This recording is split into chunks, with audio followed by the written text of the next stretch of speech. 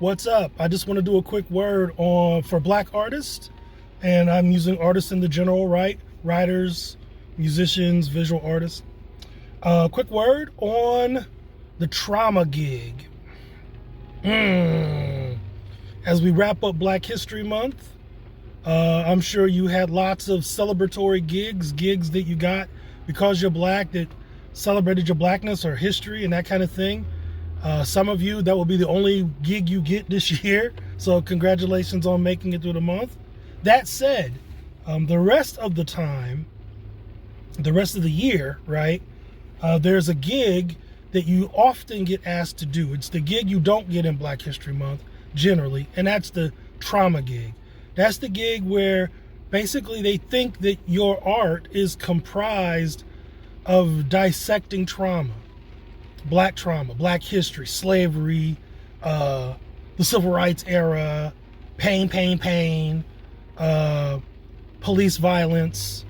And we do a lot of art that talks about those things, that addresses those things, that confronts those things, that unpacks those things. We do a lot of that art. That said, I have been imploring Black artists to balance their work if they can, balance your work. Create some work from a different space that talks about different things. That's not just like to get paid. That's not really what that's about for me. For me, that is about you. That is about care, right? That is about you not using your gifts to do something that feeds something darker and painful. It's a gift. Sometimes your gift should feel like a gift. Make it feel like a gift sometimes. Now, if you're dealing with trauma and you do art for therapy, then I'm probably not talking to you. But otherwise, it's okay to turn down the trauma commission, the trauma gig, right? Somebody wants you to come and speak about traumatic things. Well, for them, it sounds informative. For them, it's lunch.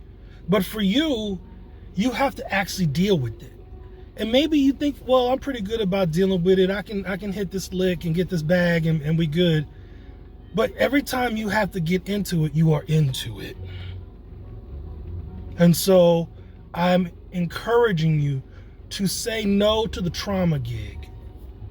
Maybe not forever, and maybe not every time. If that's what you do, then that's what you do. I guess that's what it is. But if you can balance in all things, sometimes just be like, you know what? I don't want to be in a room, with 100 white folks, 200 white folks, 500 white folks, 1,000 white folks talking about how horribly society treats me. I promise you they already know. That's why you're there. Okay?